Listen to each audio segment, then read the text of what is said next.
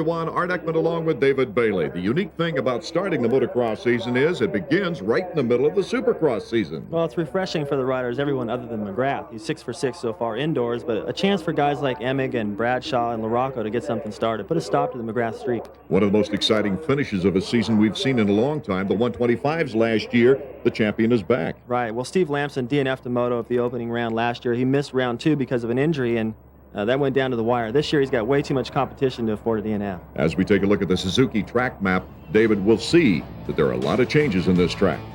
That's for sure, Art. About the only thing that stays the same is the starting line in the first corner. But as soon as you drop into the pit, everything is different. A right-hander this year approaching that big elevator jump. Not a very good run at it either. And also that whoop section down there at the bottom of your screen, bringing the racing closer to the fans. For more on the track conditions, let's go down to Davey Coons.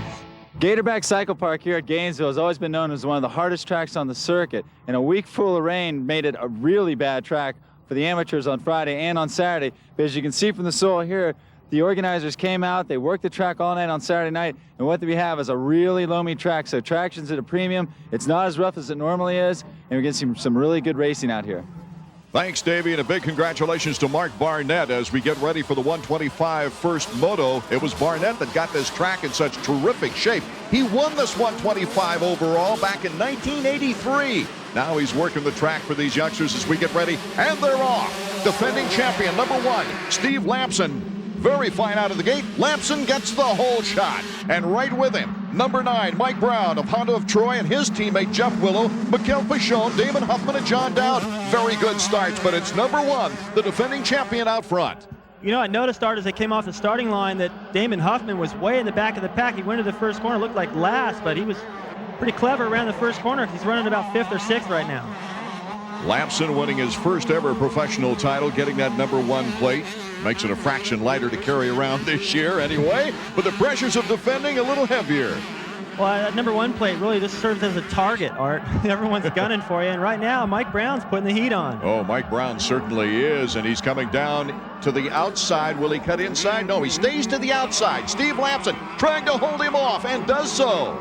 Oh, Mike Brown motored around that outside. Look at him side by side. He's cutting back to the inside. I like the fact that he's not following. He does what Jeremy McGrath does, everyone else in the 250 class. Brown into the title chase until the very end of last season, and he makes the inside move on Steve Lamson. What a nice move. He had the right line, took advantage of Lamson going a little wide. Well, it looked like Lamson charged hard into the corner. He felt the pressure. He hit a braking bump, and he wasn't able to keep the wheels on the ground and get his brakes to actually work and get him stopped in the corner. He drifted too wide, and Brown was there.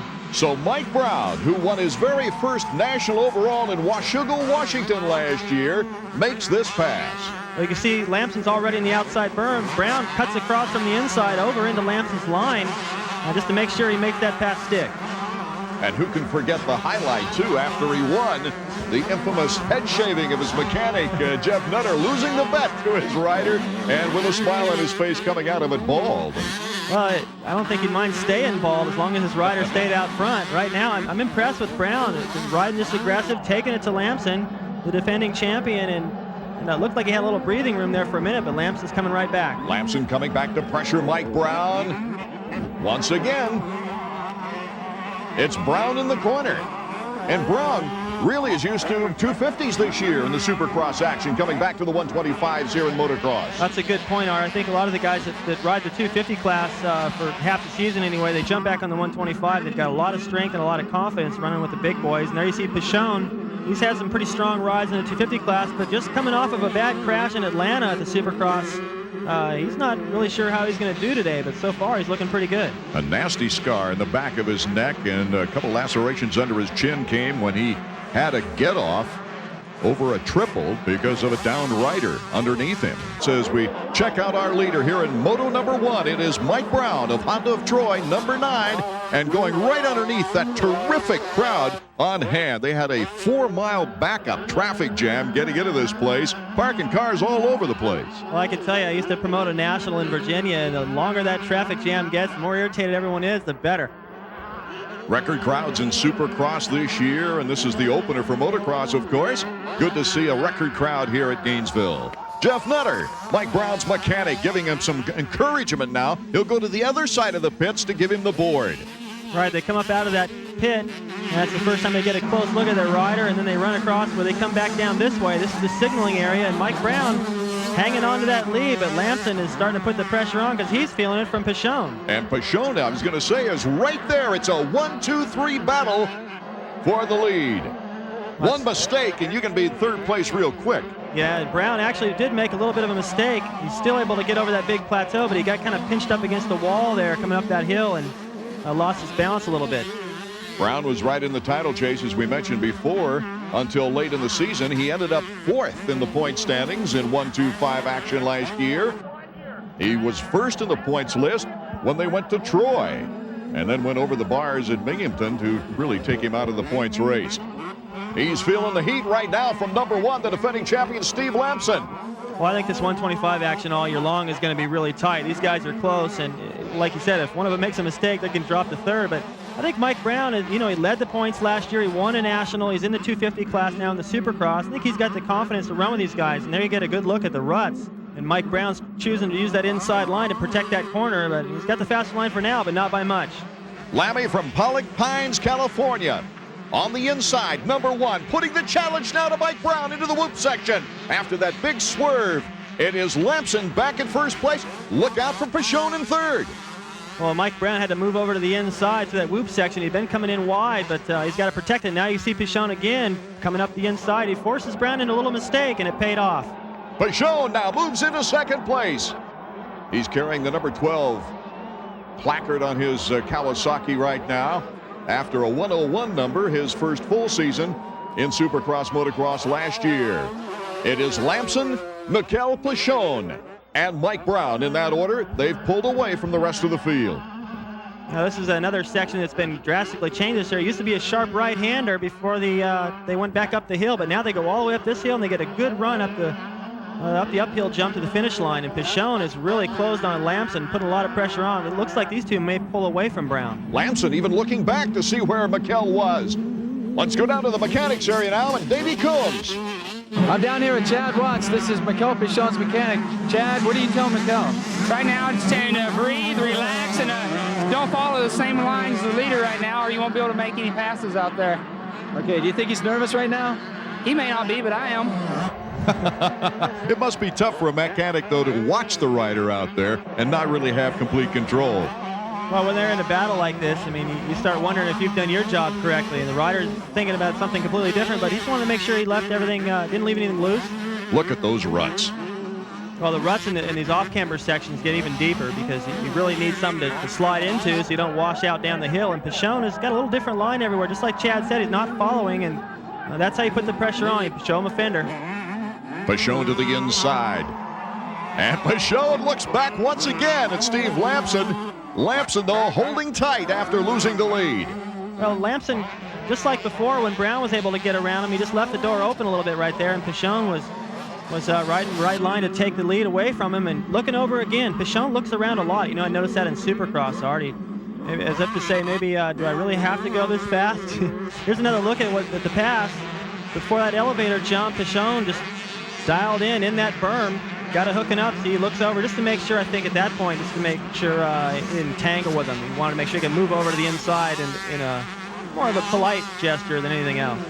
Pichon, of course, off to a good start in the 125 Eastern Division Supercross race, despite the fact that he had that crash in Atlanta. And look at here, number 26, Scott Sheik, is all the way into 4th place. He's giving Mike Brown some troubles right now. Sheik, I think he started about 11th position. Well, he's obviously come from pretty far back. I don't remember seeing him in the first lap or two, but definitely made some good moves. And now he's challenging the leaders. Brown was the early leader and has faded a little bit, not much. And Sheik has obviously got a fast pace going. This is a real privateer. You know, as opposed to Brown, who's riding the Honda of Troy motorcycle. I think Brown may have a little advantage in horsepower and suspension, but Sheik doesn't really care right now. He's going as fast as he can, and it's working for him. Sheik to the inside on Brown. You saw the green bike go right by. That's Damon Huffman. He's in third. Now Sheik, Scott Sheik, the Camel Skull top privateer winner of last year, is in 4th position. Mike Brown in 5th. There, number 10, Huffman in 3rd position, and Sheik is not that far behind as we go into the whoop section. Let's go down to the mechanics area. Davey Coombs. I'm down here with Kenny Watson. This is Scott Sheik's mechanic. How stoked are you to have Scott up there with the factory guys? Pretty happy. We had a bad weekend last weekend. We had some bike problems, but we did a lot of testing this week, and things seem to be working out pretty good. We still got a lot of time left, so we'll see what happens. Do you think that he's intimidated at all by these factory guys? Heck no. The guy works his butt off, and he gives it everything he has, and he knows that he's like one of the best guys out there, and he can do it. We both think he can do it, and he's showing it. Last year here at Gatorback Cycle Park, number 26 on the Suzuki, Scott Sheik placed 13th in both motos. He started to come around, though, about mid-season, David. Binghamton, he took a 4th place, his best overall finish with a 4th and 6th. He was leading at Mount Morris before a crash. Well, from 13th to 4th place in this moto. He hasn't finished the moto yet in 4th place, but it certainly looks like he's on to a good finish, and that's a big improvement over last year. The veteran John Dowd, number 7. Earlier in the race, he ran into a downed rider and went down, and that slowed him up a bit. He's trying to battle his way back into it, but his bike's not, well, I was going to say it didn't sound very good when it went by the booth. Well, that's obvious now. Something's obvious. That's mechanical right there. You can see him trying to work the throttle delicately to just try to keep it from loading up. I don't know. It looks like he could be done for the afternoon. We'll check in with Davey down in the pits. We're down here with Brian Berry. This is John Dowd's mechanic. Brian, can you tell what's wrong with John? I don't really know what's wrong right now. The bike keeps stalling, and then it takes off again. So really, he didn't give me any indication what's going on right now. I don't know if he's doing it or the bike's screwed up, or I don't know yet. That points to the limited communication a mechanic has with his rider. What do you think, David? Well, the way he was working the throttle, it could be the carburetor get a little piece of dirt in there or something, or perhaps the ignition. But either way, at least he's able to keep going, but he's definitely going to finish pretty far back. Damon Huffman, he's had a very steady ride the entire race. Well, like I said, he didn't get off the starting gate very good, but he got through the corner around the inside and moved up quite a ways. You can see him looking over on the racetrack there to see who's next in line for him to pass. Looked like a pretty long ways. Oh, look at Steve Lamson. Lamson went down, and now we've got a real battle for second place on our hands. Steve Lamson, Damon Huffman, and there's Scott Sheik, all battling for second. Wow, this has really changed the complexion of this, because I was about to say that it was a long ways to the next rider, which was second place Lamson. And as Huffman looked over, he may have looked over and seen that he was in the corner and crashed, and now he's got a great opportunity to finish second, perhaps pick up an overall. An exciting new development here in the battle for second place as Mikel Pichon has just gone away from this pack of 3 for second place. A 14-second lead for the leader. But right now, Damon Huffman is giving Steve Lamson everything he can. Let's check back in with Davey. We're with Mike Gosser trying to find out what happened to Steve Lamson. How did Steve lose all that time? He went down on that turn right there, and it looks like maybe he just lost the front end, trying to cut it real tight. It wasn't a bad crash or anything, it just kind of slid out. Wow, as Lamson comes down the hill, he left the door wide open to that corner. He had to muscle his way back around Huffman just to make the face of that jump right there. So Huffman's really putting the pressure on, and he's kind of in a tough spot, too, because if he takes any odd lines to try to get around Lamson, Sheik's right there to slide underneath him. Off the finish line jump, it's Lamson in second place, Huffman in third, and Sheik a very tight 4th position, all behind Mikel Pichon. Sheik coming up on the back fender of Huffman now. Scott Sheik is running a tough race. Cuts to the inside, boxes him out, and Scott Sheik is now in 3rd place. He's on a podium spot if he can hold Huffman off. It doesn't look like he's ready to stop there either, Art. He's gunning for the national champion. Now here's another look at his pass. He came around that corner on the gas, threads the needle. Not any room to get between Huffman and that pile of sand right there. Somehow he does it, and I think Huffman's shocked. Lamson still in second place. Now we might see the same type of battle with Sheik coming up on Lammy. Well, he's definitely gaining ground on Lamson, and Pichon is gone. You can see it's only one more lap to go, but I think it's time enough for Sheik to put a move on Lamson. He's on a roll right now. And Chad Watts, you can see how happy he is. A 14-second lead on that board. He's not nervous anymore. He's excited. He's just saying, stay smooth. You can see right there, Pichon's just out for a trail ride now. He can cruise this last lap and just enjoy the victory. One of his biggest concerns last year was conditioning. Well, I think he's answered that right now. This isn't one of the hotter races that we're going to see during the season when we get into June and July in Troy, Ohio, Michigan, and all those races, that's where we're really going to find out how fit he is. But I think fitness can be overcome a little bit by confidence. And right now, he's got to be pretty confident with the way he's ridden so far indoors and now in his first moto outdoors. Mikel Pichon on the Split Fire Pro Circuit Kawasaki. He was 3rd overall here last year with a 5th place in the first moto and came back strong for a 2nd place, acknowledging the great fans here at Gatorback Cycle Park. Mikel Pichon, all he has left now is to go down into the pit and come back over that finish line jump. Well, that may be easier said than done, Art. One time I crashed at the bottom of that hill, 50 feet from the finish line, and DNF. That was a pretty freak thing, but it can happen. However, I think Pichon has got enough composure to make it up this hill. Mikel Pichon, only a few feet away, sees the checkers and celebrates his 2nd moto win. As far as the National Outdoors are concerned, Pichon, Lamson 2nd, Scott Sheik a great 3rd place finish with Huffman in 4th. Checking back with Davey. Mikel, Gainesville is always full of surprises, but I don't think a lot of people expected to see you up front today. Yeah, I'm very happy because from the crash I got last weekend, I was not very sure about this race this weekend. And I didn't ride a lot this week, but I took the time to test with the bike, and I'm very happy. We got a good bike. I got a work suspension from Kayaba, and it works really good, and I feel great. I'm very happy for the first win. And here you can see from the Suzuki point standings that 3-point jump from 1st to 2nd, then a 2-point jump down to 5th, and then 1 point all the way to 20th. Our 3rd place finisher, Scott Sheik. You didn't look the least bit intimidated by those factory guys, especially over here in this corner. Not at all. I like I said, I've been training really hard, and I've been preparing myself for this all winter, and I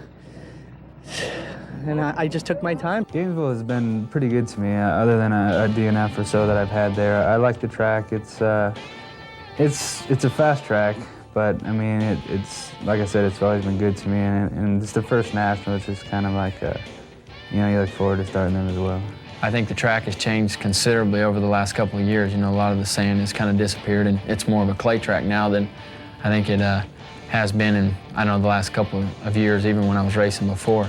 I don't know how much confidence I really had before. I would have such confidence from the Supercross, it would carry right over into the National, and I would be fine. And then, like in '94, as you could see, some of my races weren't so good. I was getting 3rd, 2nds, leading some, winning some motos, but '95 was unbelievable for me. I mean, it was the best year of my life, and I think that I have a handle on my confidence and the way that I ride the Nationals now, and I'm looking really a lot forward to Gainesville. The 250s now on the line as Jeremy McGrath puts the goggles on. Skip Norfolk, his final instructions right there at the gate. There's Jeff Emig coming off a couple of 2nd place finishes in the indoor. He's the only guy this year that's been able to beat Jeremy McGrath. This could be the story right here. McGrath had a little trouble with Emig last year in the outdoor. Emig was 2nd overall, of course, in that, and probably like to change that number 2 to a 1, and this is his opportunity. And Ryan Hughes getting his gas tank topped off by his mechanic Wyatt Seals after the parade lap. Make sure they got enough fuel to go the distance. Rhino moving up to the 250 class this year. Says he likes the 250 better, and we'll find out in a few minutes if it's really going to pay off for him. He's got the strength. There's Doug Henry.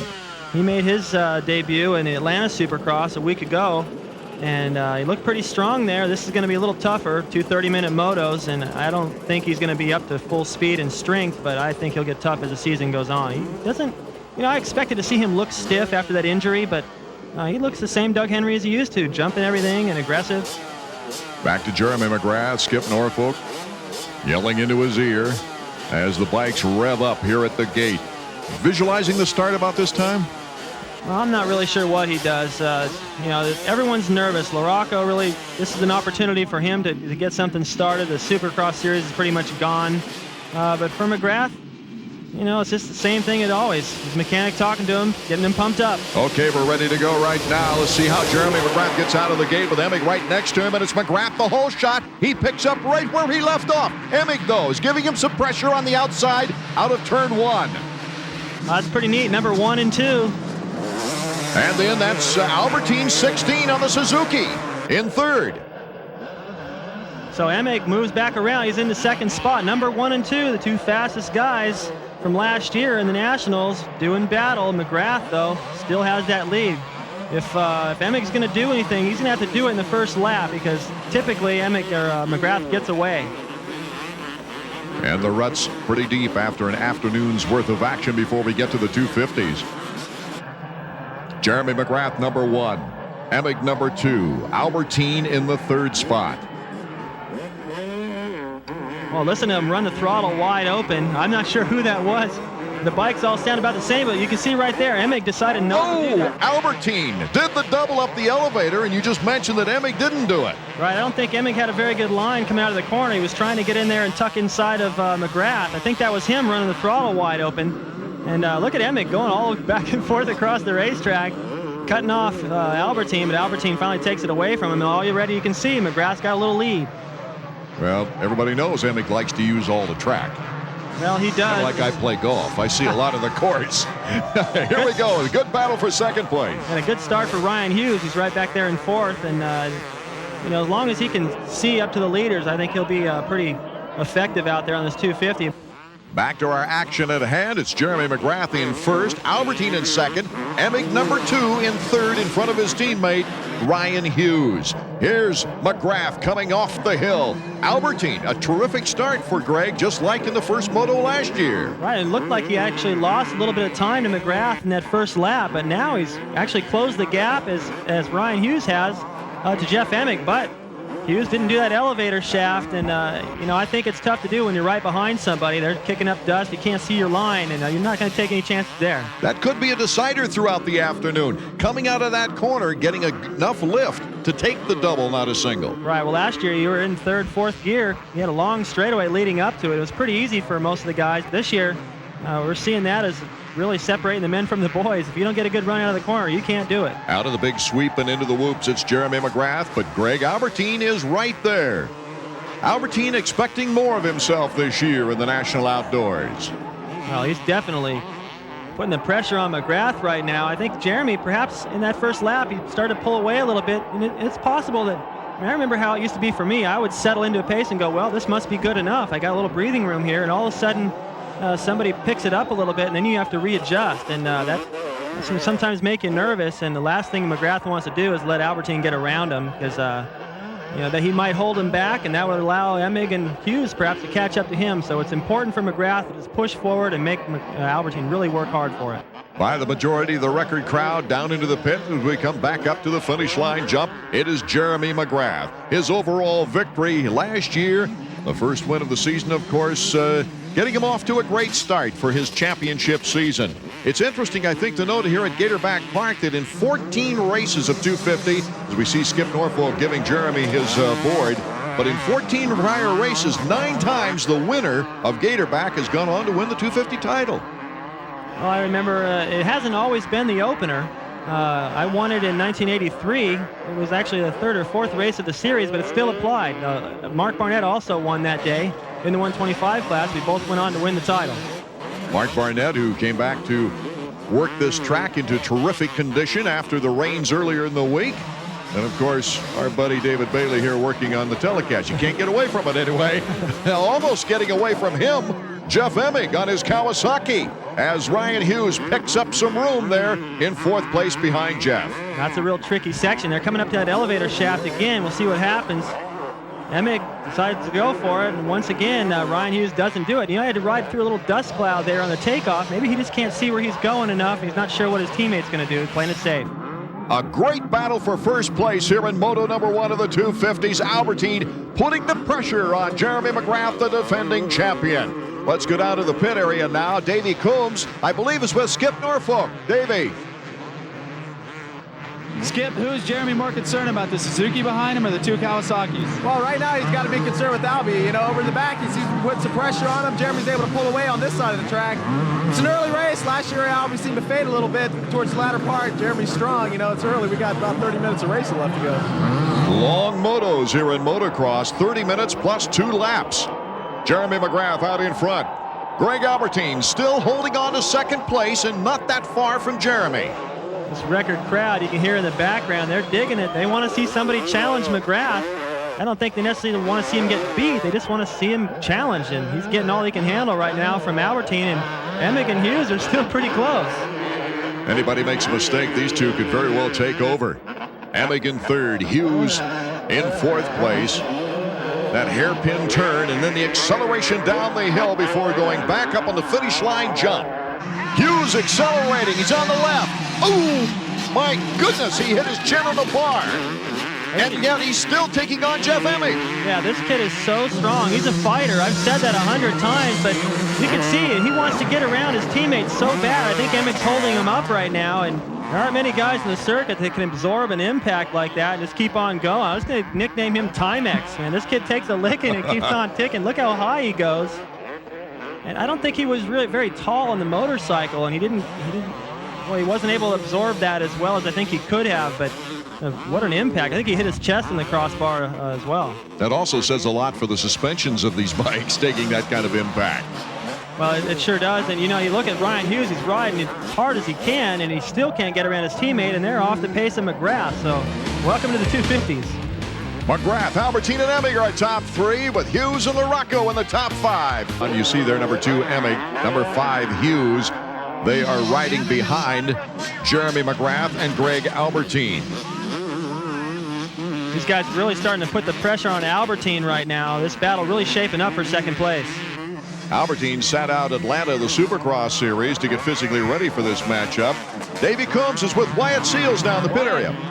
It looks like Rhino's having a hard time getting around Jeff. He can't get the leaders until he gets around his teammate. Is that going to create a problem? Well, I hope it doesn't create a problem. I mean, I'm sure that he's a little bit frustrated right now. I think Jeff's holding him up, definitely. And it's keeping him, it's letting Jeremy get away. And we all know what happens when Jeremy gets away. We'll keep an eye on that as the race goes on. Ryan Hughes getting a lot of valuable experience with more powerful machines in the 500 at the Motocross of Nations, running 250 in Supercross, and now here in the outdoors. I think the more horsepower you give him, the more mellow he rides, and when he can tone it down a little bit, he starts to ride really good and put the lines together. He's got all the talent. One thing he doesn't lack is his determination. There, ooh, he almost cased that double on the elevator. Maybe that's why he didn't try it the first 2 times we saw him. Yeah, you could hear it bottom out, metal to metal. So, I mean, that's a hard impact. When you go past that bump rubber and you hear metal to metal, you're landing hard. So that's twice now in a matter of a lap or two that he's had a hard impact. So this kid is giving it everything he's got, and he's probably got to wonder what else do I have to give. I mean, he's still not up to the pace of McGrath. You saw McGrath, Albertine, Emig. Albertine coming into our picture. Number 16, the South African, in his second outdoor series here in the Nationals. After coming over as a former world champion, 3-time world champion in motocross in Europe. I think Albertine really shines more in the outdoor races, and you must like Gatorback, because every time they come here, he's fast. Put a lot of pressure on McGrath those early laps. He's starting to lose that a little bit now. You can see McGrath already starting down into the pit. He's got a comfortable distance. Now it looks like Albertine's going to have company from the Kawasaki guys, and that may force him to ride more defensive, and like Wyatt said, that's going to let McGrath get away. Boy, and McGrath has taken advantage of it. On that last shot, you saw the interval between McGrath and Albertine as he's already off the finish line jump, and Albertine is landing.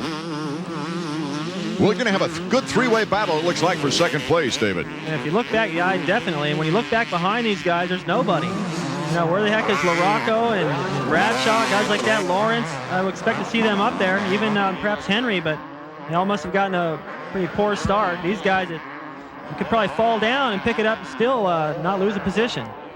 You see the interval there with Jeremy McGrath and the second place rider, Greg Albertine, but right next to him is number 2, Jeff Emig, and number 5, Ryan Hughes on the Kawasaki's. That whoop section is tough. You can see Albertine swapping around. They come in there in like 4th gear, and then they actually have to go through it under braking for that left-hander. Let's go down to the mechanics area. And Davey Coombs. Davey? Here, down here with Jeremy Albrecht. This is Jeff Emig's mechanic. What kind of strategy do you think Jeff's going to use to try and pass Albie? Well, he's just trying to relax and breathe. It's a long race, and I mean, he knows what he has to do to win. He's been doing this a long time, so he'll do it. Is he going to settle for second? If he gets a second, or is he going to ride to Jeremy? He knows it. I mean, he might settle for second knowing he can win the next moto and get the overall, but he knows he has to at least get second to be in the running, so. All right, thanks, Jeremy. Sounds funny, David, to hear him remind him to breathe, but it's an essential part because a lot of us hold our breath through exciting times. Right. You think, duh. I mean, how hard is it to remember how to breathe? But if you think about it, if you hold your breath at all, you tense up automatically. So they have to remind these guys to breathe. Anything you do, art, martial arts, yoga, my wife, when she had a baby, breathing is so important. Number 8, Mike LaRocco, a moto winner last year here, is in 5th position. But he's a long way back from that pack of 3 battling for 2nd place. Yeah, this must be pretty frustrating for Mike, winning the first moto here last year, really being the dominant guy and being way off the pace. It might be because of his start, but still, it's... Oh, Albertine went down, and the 2 Kawasaki's went by the Suzuki, moving into 2nd and 3rd. That's a lapper. But Albertine gets right back up. He's still in 4th place. Final lap, Jeremy McGrath way out in front. He has dominated this race from the very beginning. That was after a skirmish with Greg Albertine just for the first few laps. But you can see the difference between McGrath and Greg Albertine. Albertine going down, losing positions, dropping way off the pace, and once again, McGrath, perfect.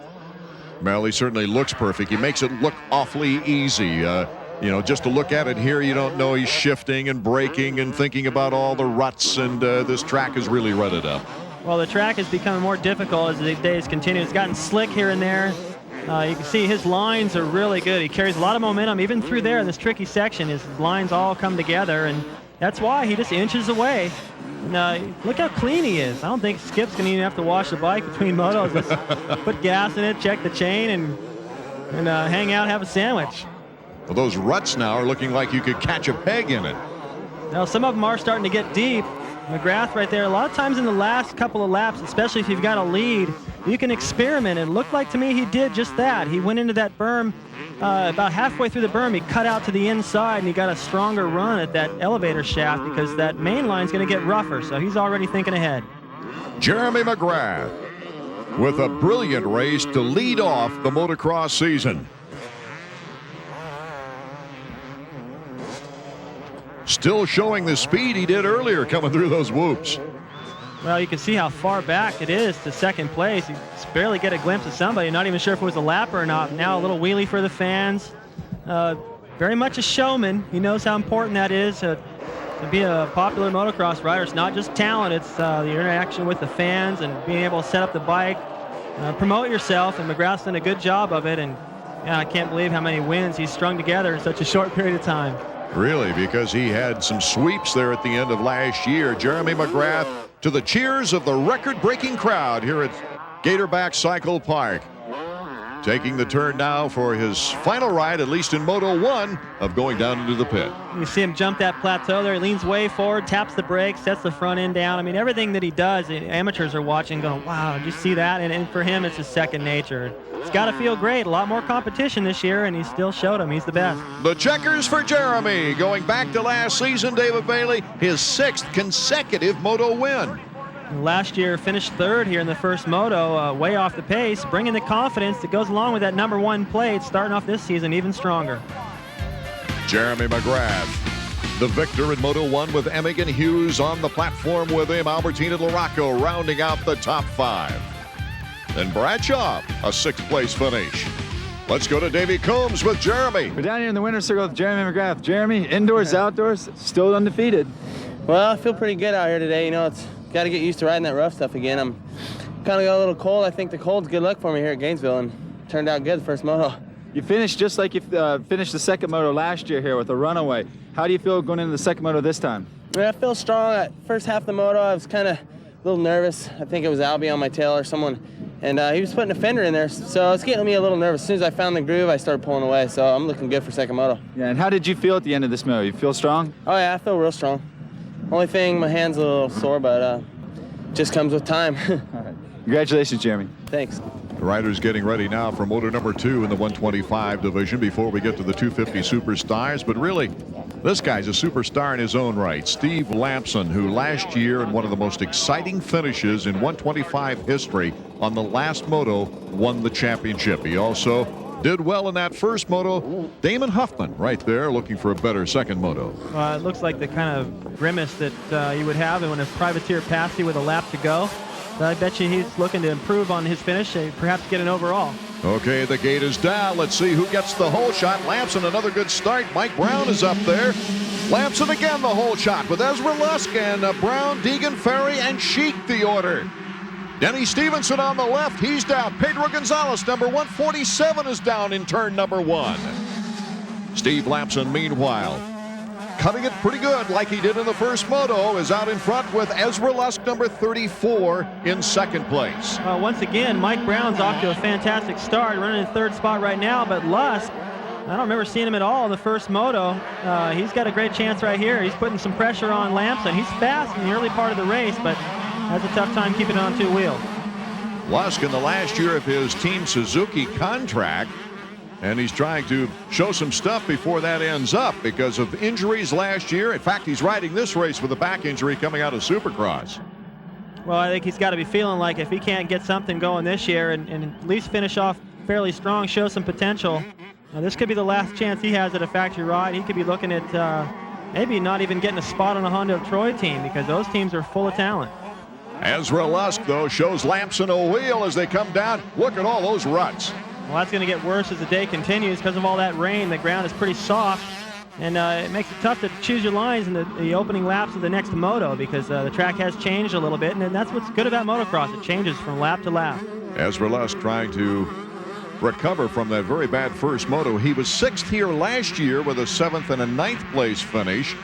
Through the whoops, Lamson is first, then Lusk, Mike Brown, Deegan, Ferry, Sheik number 26, and then Dowd, and look at Mikel Pichon. He was way back there, a 9th place start, trying to catch up. Well, that's the bad news, but the good news is coming through that section, he can actually look up the racetrack because they're all so close together and see the leader. And if Pichon can see the leader, he's fast enough to catch him.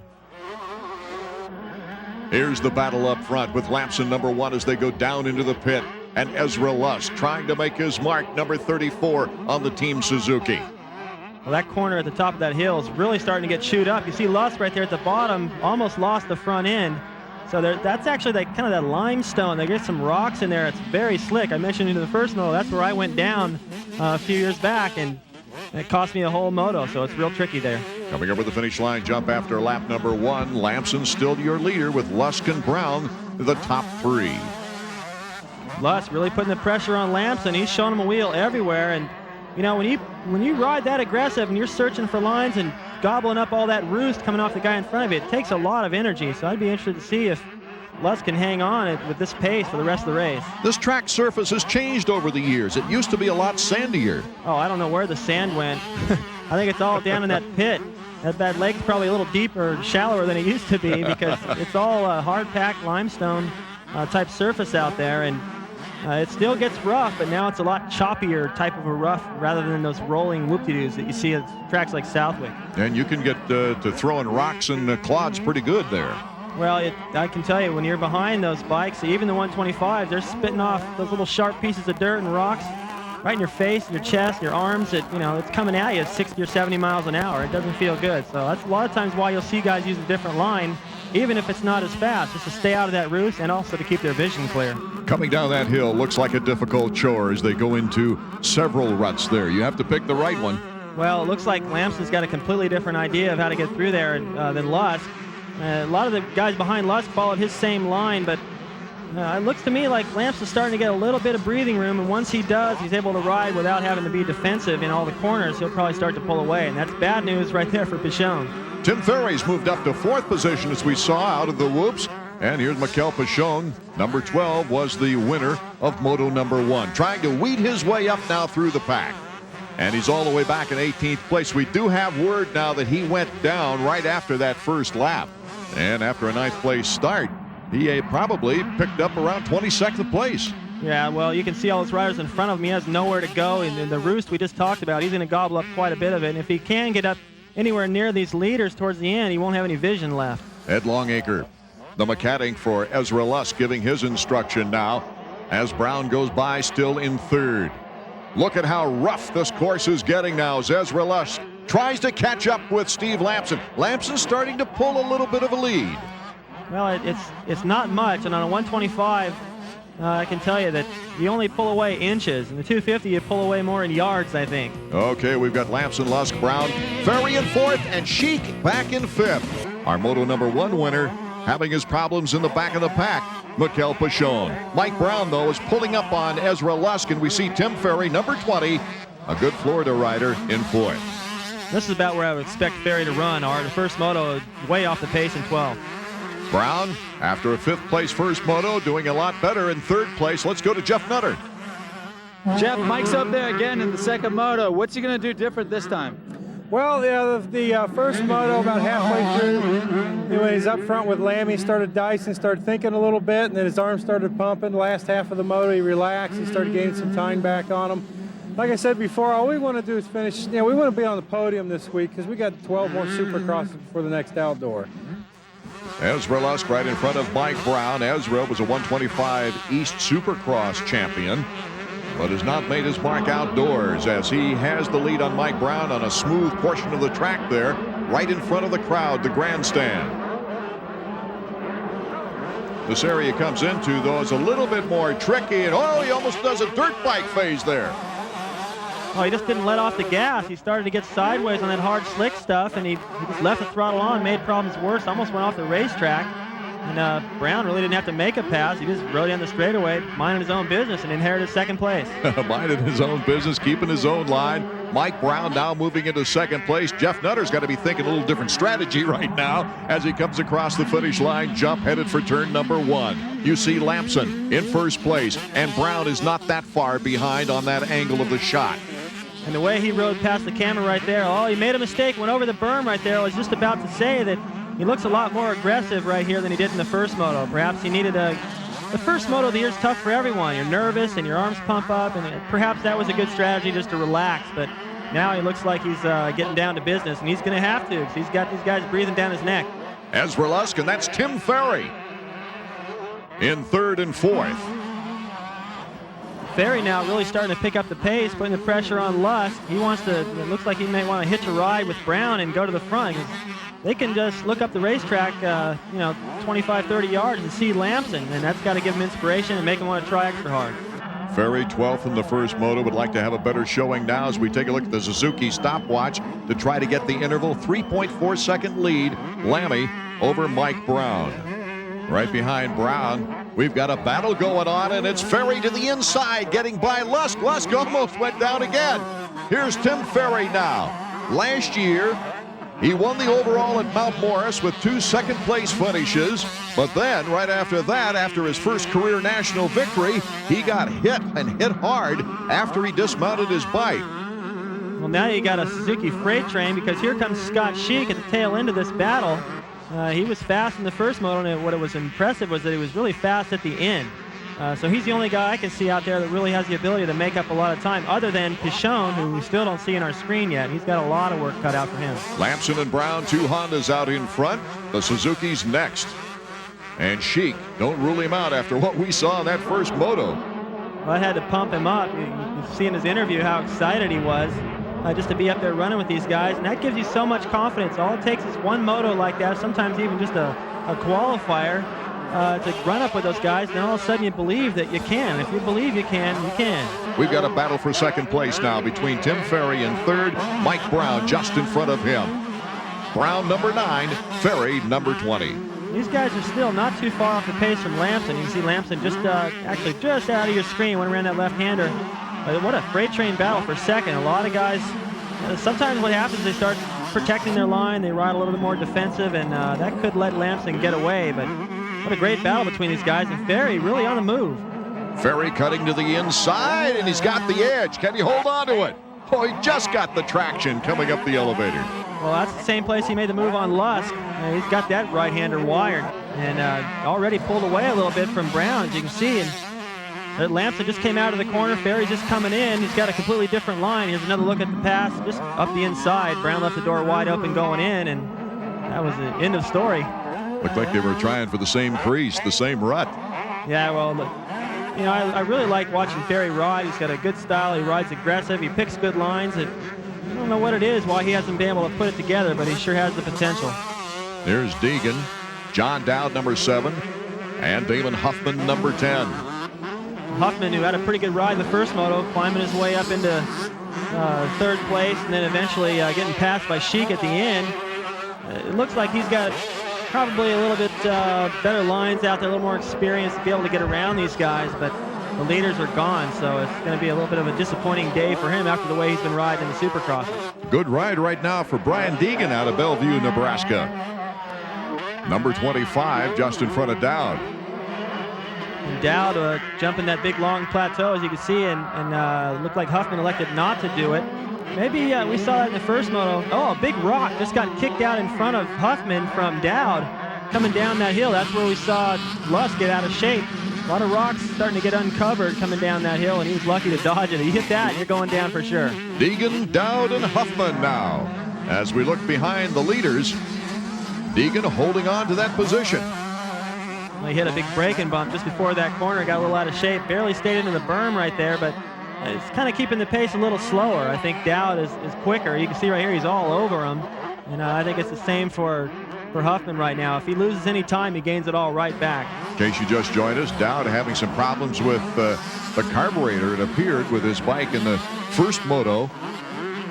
Now goes a little bit wide, but Huffman can't take advantage of it. Didn't have the acceleration. As we take a look at the Suzuki stopwatch now, and our interval between first and second is about 4.2 seconds. Well, it's still pretty tight. I don't think Lampson's able to get away, but he's got a comfortable enough lead. And you've got to remember, in a 125 class, once you got everybody running pretty much the same pace, to make up time, you really just got to hope for a mistake or ride exceptionally well to make that up. And 3 seconds is a lot. It looks like Damon Huffman is just searching for a way around it. It's getting a little one line. Yeah, well, on a 125, if the track is at all one line, it's just about impossible to pass because of the horsepower. At 250, you grab a little extra handful and you pick a good line and hook up, you can really get a drive. But on a 125, you're doing all that you can anyway, and that makes that fastest line even skinnier. So this is going to be really tough for him to get around these guys, but I think he has the ability to do it in the long run. Coming out of the big sweep, here's where Damon Huffman excels, going through whoops. Tries to pick it up on John Dowd, but he can't get close enough. You can see coming out of that corner there, those skid marks. They're starting to get down. It's the later part of the day. The ground's drying out, and a lot of places it's getting slick. We already saw Lusk, and I keep alluding to Lusk. He's the guy that keeps making the mistakes, though. They're coming up on that corner. This left-hander right here, well, it's just like a half mile, a flat track through there. 125, you're able to muscle a little bit more, but that's going to be tricky for the 250s. Don't forget, too, coming up next on our show will be the big guys, the 250s. See if McGrath can keep that streak going. He's perfect on the season. Jeff Emig is the only guy all year long who's been able to beat him. That was just in a heat race in San Diego. And since then, a couple of second places, so this could be a real showdown in that class. Be a little interesting. Jeremy McGrath admitting that his first national outdoor, he's got a few butterflies going for him. I think everyone's nervous, and once that first moto unfolds, you kind of know where you stand and what the competition's doing, and it's all speculation until then. And right now, these guys are going for it. The nerves are gone, and they're riding aggressive, just trying to put it all together. But it's frustrating for these guys back here. I think Dowd moving into the 125 class from the 250s, thinking it might be a little easier there for him to get a title. Also, Huffman, who sits in second right now in the Supercross standings in his rookie year, thinking he might be able to pick up an easy title, and they're way off the pace. No chance for an overall here today. Oh, look at the ruts too. You can't get cross-rutted. You got to make up your mind before going into those corners. That's a real tricky section and real tough to pass. Looks like Huffman though. Huffman getting by John Dowd. Yeah, he made a slick move. He kind of planned that going in. He used that inside rut and just blocked out John Dowd. And they're all picking up on Ezra Lusk, all three riders. What a battle. This is the kind of battle you'd much rather be in it for the lead, but it's always fun to be a racer, as well as a spectator, be a racer and be involved in this kind of a battle where you go into the corner once and you're in the lead and you come out and you lose 3 positions, and they're scrapping back and forth. Ezra going wide, Huffman going up the middle, and Huffman takes advantage of it. He's got more pressure now on Deegan. Deegan number 25. Damon Huffman with a very shrewd move, and he gets by. Nice move by Damon as he's gunning now for the 4th place rider, moving into 5th. Huffman came out of there smelling like a rose, and I had a feeling he'd be able to get by those guys, but not all at once like that. And Luss, look at him at the tail end of this. He went into that corner ahead of all these guys, lost all his positions, so that leads me to believe that, I mean, it looks like he gave up, really, but we got to remember his back's pretty sore. Maybe it's a lot sore than we think. So Damon Huffman now in 5th position, Deegan in 6th, and Dowd in 7th.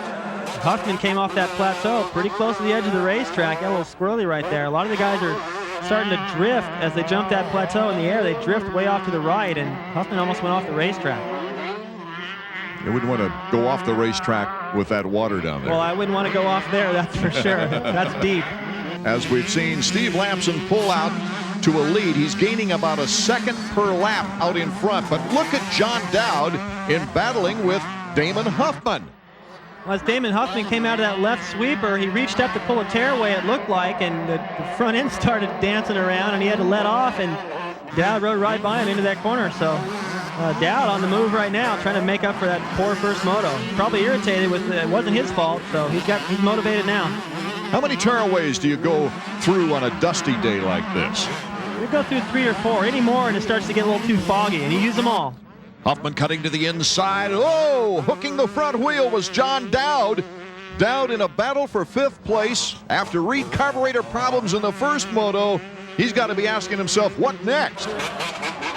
Well, it looked like he just was a little bit too far to the outside. Damon Huffman, it wasn't really a dirty move. He was just riding his line and didn't leave Dowd a whole lot of room to go. And he was lucky when he took off. It looked like the banners were just about to suck up in his wheel. So lucky to get away from there without hooking up all those. Well, Dowd has made moves before on this track, that's for sure. As Steve Lampson, we get a good look at his technique now. The Suzuki stopwatch up in the left portion of your screen, ripping off to give us an indication as to what his lead is on Tim Ferry, number 20. Passing the lapper right now, 7.3 seconds. Well, if my math is right, it seems like he's picking up about a second a lap, and that's pretty substantial. I mean, if you think about what that would do for you on a NASCAR track or Indy, well, you're pulling away. That's pretty dominant, and Ferry was nowhere near the front, 12th place in the first moto, so Lampson really feels no threat in terms of the overall. So this big improvement over last year with that DNF. Let's check in with Davey in the mechanics area. This is Tim's home track. Is the win important to him today? Yeah, it's real important. We, didn't have a very good first moto, so we're gonna have to make it up here and hope for a good overall of some sort to carry us to Sacramento.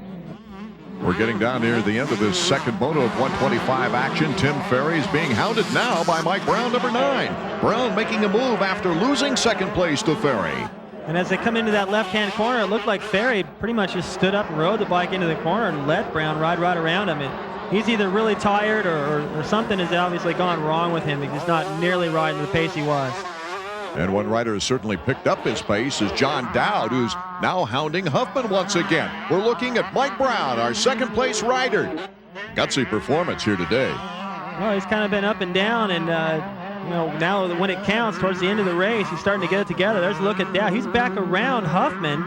Huffman just a little bit ago passed him, and Dowd went down, so he's going fast somewhere on the racetrack. He's made up a lot of time. Oh, that's amazing, isn't it? And look at the shroud on Scott Sheik's bike. Scott Sheik now is hounding Ferry for 3rd. Yeah, it looks like maybe Sheik might have gone down somewhere or hooked it on a fence post or something, because I don't know why that thing would rip off like that, but now look, he's just moving right around Ferry. Ferry just looked over and trail rode into that corner, so Ferry's either exhausted. Who knows what's going on with Ferry. This is amazing, though, for Scott Sheik. After a 3rd place finish in the first moto, a 3rd place finish here would put him 2nd in points after the first round. Oh, that's amazing. And I still am just kind of puzzled by Ferry because he rides real aggressive. Look at him here. He's charging back, but when he gets past, he just sort of trail rides, and it's almost like Dowd, the way he was in the first moto, having bike problems, going fast for a minute, and then the bike would cut out. But I think this is all up to Ferry. And talking with Sheik as we see the white flag final lap coming up, Lampson out in front. But in talking with Sheik before the race, he was saying how much better conditioned he is now after working with a private trainer, really going out of his way to get back into the upper echelon as a privateer. There you see the lead for Steve Lampson, 7 seconds. The Honda crew rather relaxed right now. Oh, Tim Ferry has gone down. So Ferry's got a forgettable moto to think about after this one? Well, he had a forgettable moto in the first one, too, and he was running third. Lamson takes a checkered flag with it easily, but what a disappointment for Ferry. He was running up there until the very end. Taking a look at our Suzuki results, Lamson, Brown, and Sheik on the podium. Ferry slipping to 6th. Let's go to Davey. Steve, that's quite a way to start your first title defense. 2-1 in the overall here at Gainesville. Yeah, first moto I was riding a little bit tight and I fell down once, and second moto I felt a lot better. My arms really pump up a little bit first moto, and I rode really smooth, man. My Honda worked excellent that time. So after our first round of motocross this year, it's Lamson leading the points with a surprising Scott Sheik in second place. Casey Johnson rounding out the top 10. Let's go to Davey.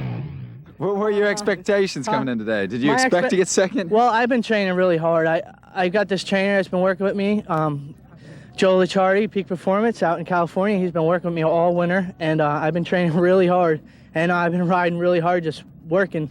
And we were out testing, and everything's going good. I mean, I'm riding fast, and today this is what I was expecting. I wanted top 5, and it proved to me a lot. I got a lot of confidence right now, and I'm going to be up there all year, I have a feeling.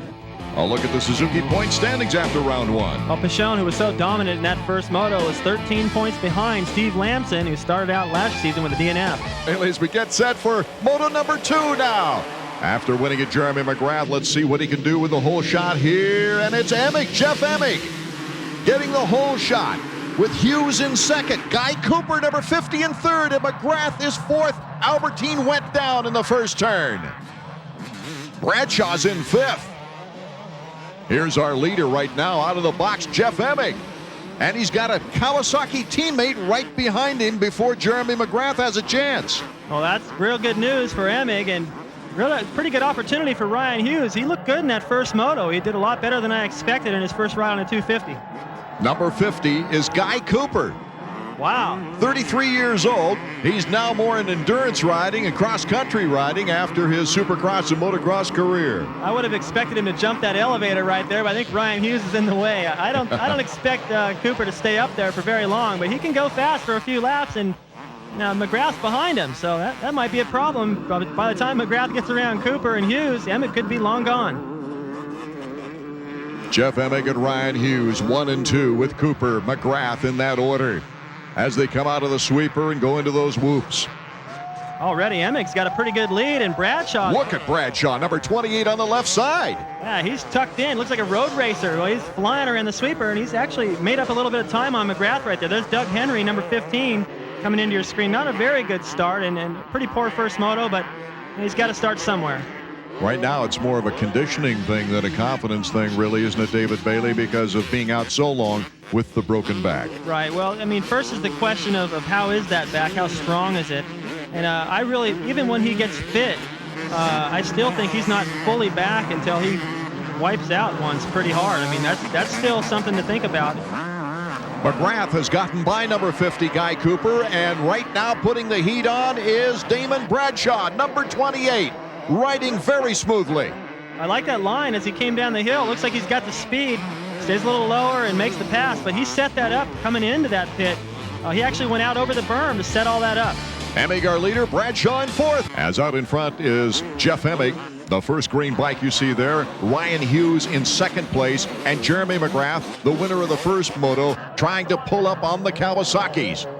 When that first lap, Emig was gone. He had a pretty good lead. Now they've closed back up. I think Hughes feels the pressure from... Here comes Jeremy, moving into 2nd place. Can he hold on to it? Great bar-to-bar battle. It looked like they kind of locked elbows there.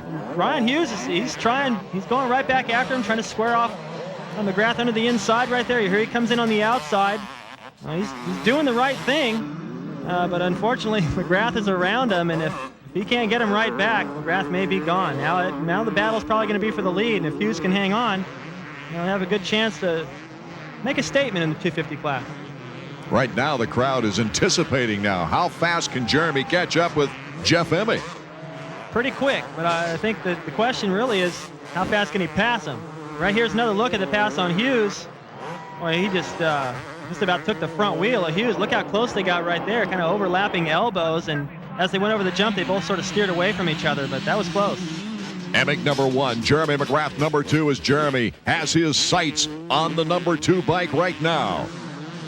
And look at that, a golf clap. Well, that's something between the two guys. I know they both golf any chance they get, and Skip's pretty funny. Anything you can do to keep McGrath light out there. Right now, Emig trying to hold off Jeremy McGrath. Let's go down to Davey Coombs in the mechanics area. Skip, we noticed your last signal to Jeremy before this lap was you own him. Well, yeah, he feels pretty confident right now, and their lap times are 3, almost 4 seconds faster.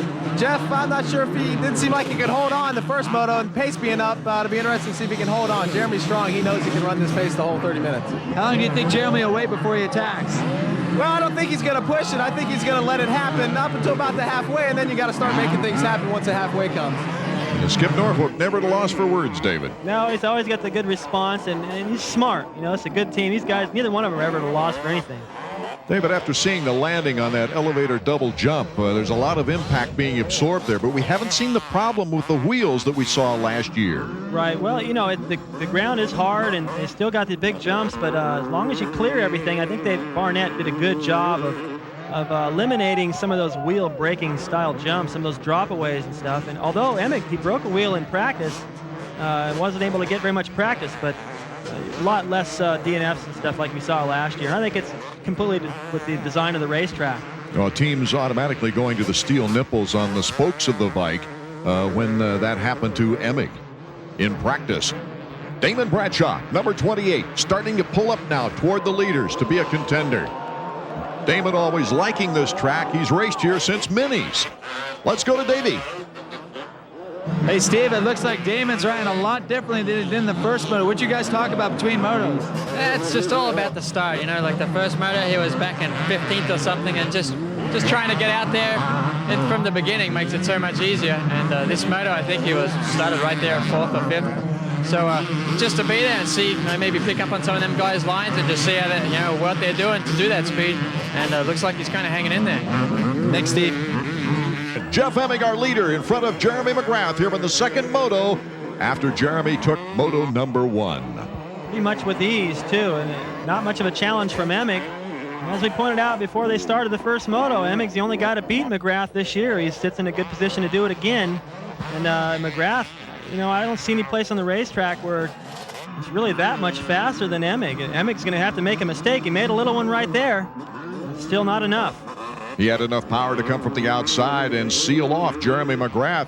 This is quite a commendable performance for Jeff Emig right now, because I think many of the fans in this record-breaking crowd were thinking, hey, it's only a matter of time when Jeremy gets up there, but I think it's taking longer than they anticipated. Right, well, every time he gets up there, he makes a little bobble, trying a new line, something else where he can make that pass, and Emig is steady enough. Oh, Mike LaRocco cased it hard on the top of the elevator jump. LaRocco, who got an 11th place start, was trying to come up through the field. Looks like he's holding his forearm a little bit there, but he's kick-starting that Suzuki to get it back into action. Yeah, he looks like he's in pain, Art. I mean, if that is the top of the elevator jump, and I'm just going to assume if he came up short there, we saw Hughes bottom out there and pull it off. I mean, if he crashed there, he must have came up way short, and you know, we know how many injuries he's had to those arms, and they have to take a beating on an impact like that. Back out in front, it's Emig number 2 and Jeremy McGrath number 1.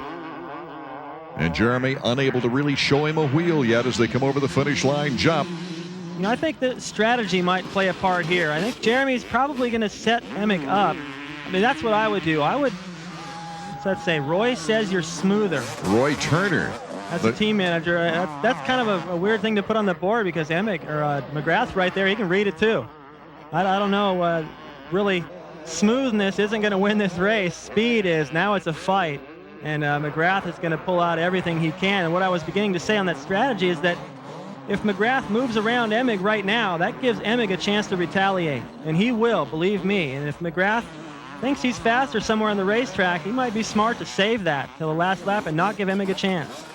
Well, if the strategy doesn't work and Emig wins this moto, he takes the overall, winning the second moto.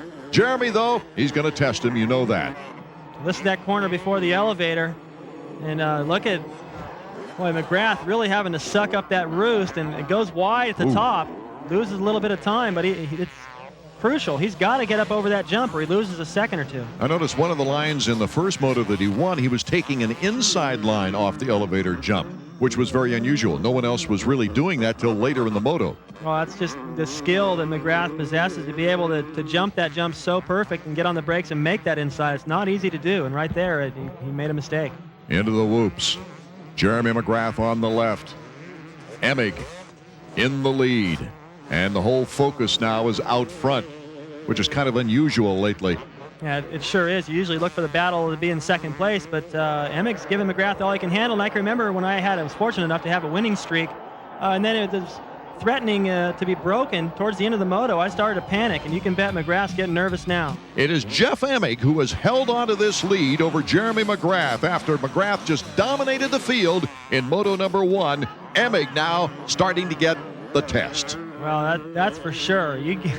I can tell you what it feels like. I've had Johnson breathing down my neck for 30 minutes, and it's no fun. McGrath trying to use the inside to get up that elevator jump. Oh, that gives Emig a big advantage. Emig able to double. McGrath, after spinning coming out of that corner, didn't have the run at the double. Yeah, and look how much time he loses. Watch McGrath. He gets on the gas, but you can see that whiter colored dirt right there. That's the hard pack stuff. It's slick. It's like riding on a street with sand on it and unable to hook up. Who's 969? I bet some of the fans are looking that up in the program. That's Ron Tishner. Yes, the former Japanese champion, and Ron is in 6th place now, gunning for 5th. Now, he's a lot like Bradshaw. I mean, both these guys came up on mini bikes together. They've both ridden probably more laps here on Gainesville than anybody else, especially McGrath or Emig. And this is a pretty fine performance to just kind of show up and ride a race or two in the U.S. before heading back over to Japan and run up near the top 5. Ron Tishner from nearby Palm Harbor, Florida. In fact, that's the same town that Tim Ferry's in. They ride together, I understand. And you know, thinking about that a little bit, if you watch Ferry's style, you'll see that it's quite a bit like Tishner's. I watched Tishner. I used to stay at my house in Virginia when he was riding the 125 class before he headed over to Japan, and really has a good riding style, and I kind of thought that he would have amounted to a little bit more than he has so far, Ed. Oh, Albertine going down again. That'll drop him to about 10th position now as we see our leader Jeff Emig coming over the start-finish line. More pressure from Jeremy McGrath. That's the dirtiest I've seen McGrath all year, Art. I mean, he's always in the lead after the first couple of laps. Look how clean Emig is. Emig really accelerating through there. Brakes hard to take the tight turn. McGrath is not having an easy time of it, staying up with him, especially if he doesn't take the double on the elevator jump. I think he lost about a second on that particular move last time. Yeah, and he steadily gains a little bit of that time back, and then they come around to it again, and if he's unable to do it this lap, that could ice it for Emig. He might be able to pick this up because we're getting down to the wire here. Ooh, look how deep those ruts are getting now on that turn as they accelerate up that hill in the corner. And Emig had a neat line coming out of that corner. He just picked it up on the rear wheel and rode it through there. Those bumps you can't see from the angle we're at. If you're riding into them, they're sharp, and some of them are at an angle. So if you get the front end over them and power through there, it's the best way to get through there. Now it's a pretty good lead they've got over Ryan Hughes now, 13, almost 14 seconds. A lonely third for Ryan, but he's hanging in there. Yeah, not too bad for Ryan. He's still not jumping that elevator jump, and you know, if you're losing a second a lap, that's about the difference right there. Ryan Hughes, a 3rd place in the first moto, currently in 3rd again. He'd be well off points-wise.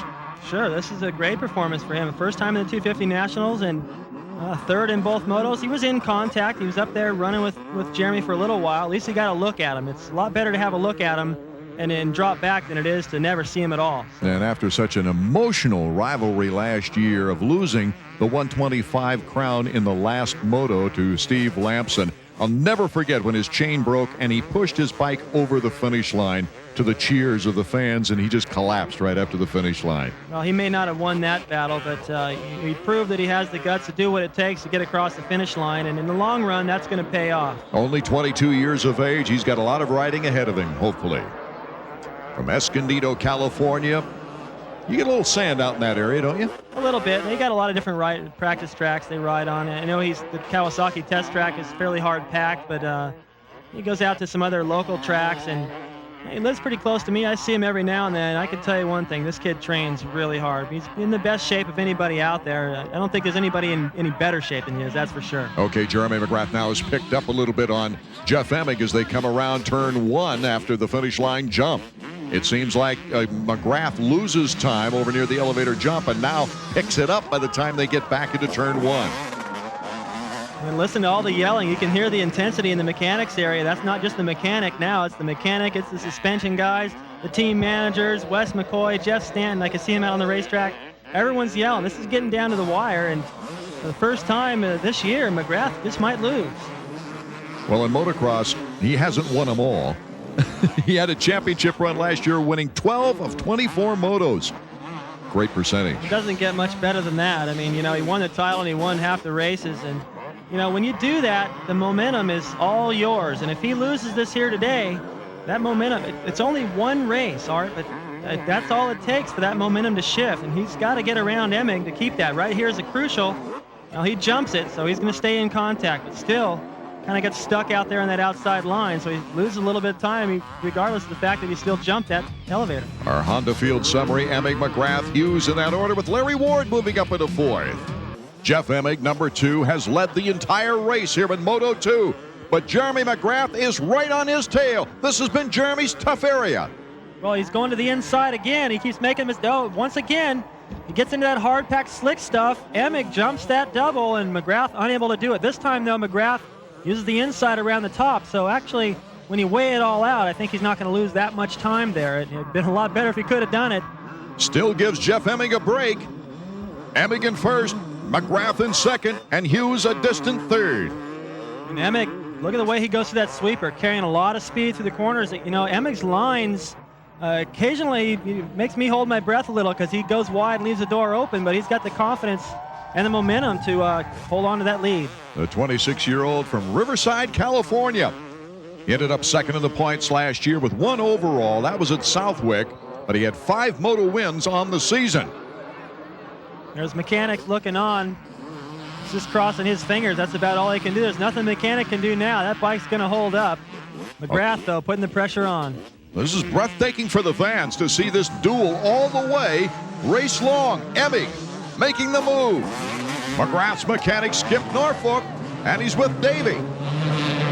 Skip, it seems like every time Jeremy gets close enough to take a shot at Jeff, something happens. Either he doesn't do the uphill jump or Emig moves over on him. Yeah, well, he's trying to inside line back here on that, what they call the elevator, I guess, and it's pretty hard and slick, and you just got to commit. And I hope he's trying to set him up for something in there. So, you know, it's way past the halfway. We're down to 3 laps left. He's got to make it happen now, or it's not going to. Jeremy McGrath showing the doubters last year that he could win an outdoor national title. Said he learned a lot about how to ride a motocross as adverse to supercross. Yeah, well, he proved it. He's got the #1 plate to prove it. He's coming up the elevator again. Looks like he's got the speed. No, he doesn't jump it again, so he's going to lose a lot of time. Maybe that lapper had something to do with it, but going back to what you said, Art, you know, he did learn a lot, but one thing that remains to be seen is if he can win a race at the very end like this. He's always got a big lead by this time. He never has to dig this deep, and right now, he's dirty, he's tired, he's digging deep, and Emig has still got a comfortable lead. I can't imagine a more exciting race to start the season with. Well, it's a perfect time for them to build a brand new track here in Gainesville, and for a record crowd, they're getting all that they came to see right now. Emig, he looks like he might be able to pull this off. McGrath is making more mistakes than he usually makes. 24 years old on the Team Honda, returning to the spot with his very first national overall. He's trying to do it again, but he has to take the lead away from Jeff Emig in the last 2 laps. We're approaching the end of the 3rd lap. Jeff Emig, you can see, made a little time out of the whoops. You know, once you've had the lead as long as Emig has, and McGrath has been back there, every once in a while he presents a challenge and he loses some time and you get a little breathing room. I mean, after a while, when you're the leader, you start to not be as concerned about it. So for McGrath to really put pressure on Emig and force him into a mistake, he's got to stay that close, if not closer, for any hopes at all at pushing Emig into a mistake. Over the finish line jump, it's boom, boom. It's that close, and here comes Jeremy McGrath to the inside, but Emig just enough steam to take into that first turn out in front. He cuts inside, McGrath goes wide. It's looking like bar to bar. McGrath makes the pass. Oh, with less than 2 laps remaining. And Emig comes back. Emig hits him and goes down. So Jeremy McGrath is handed a gift. No, I don't believe it. McGrath, Emig must have got in there and tried to square him back off and hit him. McGrath looked over, and now, boy, what a relief. Emmett gets going. He's got some things bent on his bike. But I think they got enough of a lead over Hughes where he'll be able to hang on to second place. But there's Jeff Stanton, a couple of fans. Glad to see McGrath pull it off. Boy, that was a tough one. Jeremy McGrath surviving as Jeff Emig. Boy, the pressure was on him all the way. And I think you were right about the strategy. Jeremy McGrath knew he was going to make a move here, maybe. Oh, that's what I would have done. It was just a guess. But McGrath was setting Emig up in that corner, I think, every lap. And he may have faked him out as he went into that long left. You saw him going on the inside, and Emig covered it. And McGrath carried all his momentum right back out to that outside berm, held it wide open. He knew that would position him to the inside, and if he got up next to him, he'd control the corner, and it worked. Really doesn't have to utilize the Honda power right now. As you see Jeff Emig in second place. Bike is a little bit bent up after falling down, but Jeremy McGrath with a good 9-second lead at least. Well, I can't think of anybody that hates to lose more than Jeff Emig. And he's been so close, it's got to be a bummer, but he's got to be proud of the way he rode today. You know, no one's been able to put that kind of pressure on McGrath all year, especially for that length of time. And, you know, he knows that he's got the speed. He's just got to try to keep it on two wheels to the very last lap. White flag is out. This is the final lap for Jeremy McGrath. A chance for a sweep, and what a way to start the season. You see the track now starting to get a lot rougher. McGrath using that wide line again. And he really doesn't have any pressure now. This is what he's used to, going around with a big, comfortable lead, acknowledging the fans, and just savoring this thing. By the time he gets to the winner's circle, the emotion's gone. He already soaked it all up. Well, it's been a beautiful day here in Gainesville, Florida. Later on in the summer, it becomes very taxing as we go to the Midwest and that humidity. Right, and you know, the thing is before, or last year actually, or coming in, that was one of McGrath's weaknesses, is his fitness. Could he go the distance outdoors and perform in the heat? And last year in some of the hottest races was where he really shined. So now that he's proven to me that he has the ability to win a race in a pressure situation and coming down to the wire, he has no weakness. I guess you'd have to follow him around during the week at home to find one, because you're not going to find one here at the races. Well, this event here at Gatorback Cycle Park is the first of 14 consecutive weeks that these crews will be preparing bikes for either a Supercross or motocross. Well, that makes it so important for the riders to maintain, not train too hard. You can overtrain. You can actually make yourself sick. These guys go from cold weather to warm weather. It's tough to stay healthy, and for the mechanics too. These guys work just as hard as the riders. Actually, the riders got the easy part. They just show up and everything's shiny and ready to go. Jeremy last year won the overall. He had a bad case of the flu, a heavy fever. And in fact, when you won, you had some abnormalities. Well, I came in with a broken foot. I wore a cast and a size 13 boot on my foot, and I just came to hoping to get points, kind of like Doug Henry did today, and I ended up winning with a 5th and a 2nd. So you never know. Jeremy McGrath.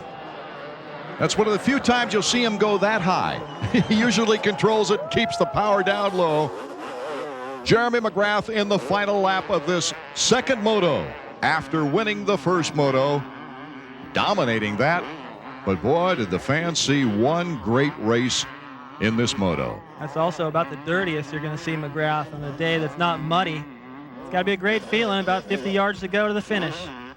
Up the hill, he can see the checkered flag waving as he crosses the finish line.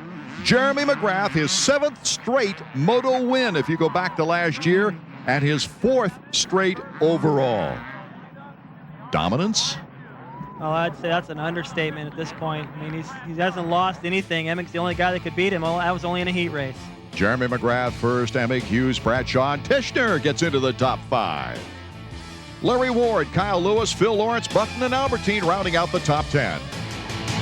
Jeremy, congratulations on another Gatorback win. This is your 2nd year in the row in 250 class and the 3rd of your career, right? Yeah, I think so. I won one here on 125. So, yeah, I'm stoked. That was a long, hard fight in the second moto between Jeff and I. And, you know, I guess when push came to shove, I was out in front.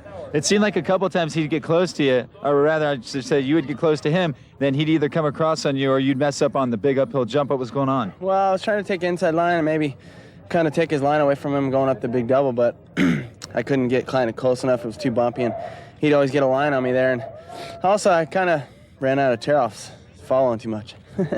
What about the pass over here in the first turn? Yeah, I just figured I was following him the whole time. You know, inside, just following. and waiting for mistakes. So I just figured I was close enough. I just changed my line, go to the outside, and it ended up working out. My Honda had some mass power and came out in front. And so the undefeated season goes on. Yeah, it's good so far. I want to take it on into next week. We have Daytona, and if I ride this strong in Daytona, I'll be really happy. Congratulations, Jeremy. Thanks a lot. Jeremy with 2 firsts on the day, Emig with 2 seconds, Hughes with 2 thirds, Damon Bradshaw, a good ride. Davey Combs is with Jeff Emig. Seems like for 30 minutes you had him right where you want him. What happened? You know, this turnout here by the start, I was riding the inside, and I wasn't the fastest up in this section, and Jeremy was really fast, through the upper section. And when I came through my usual berm there on the inside, it was all blown out, and it kind of, I kind of lost all my drive coming out of the turn, and then that's when McGrath got on the outside of me there. And what about in the next corner when you fell? Well, the next corner, I went to get him back right away, and I just lost traction on the rear end, I guess. I mean, basically that's all that happened.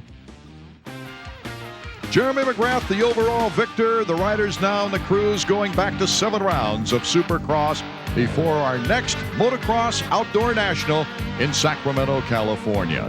But quite a day and quite a race for these two. Art Ekman for David Bailey and Davey Coombs saying thank you so much for being with us.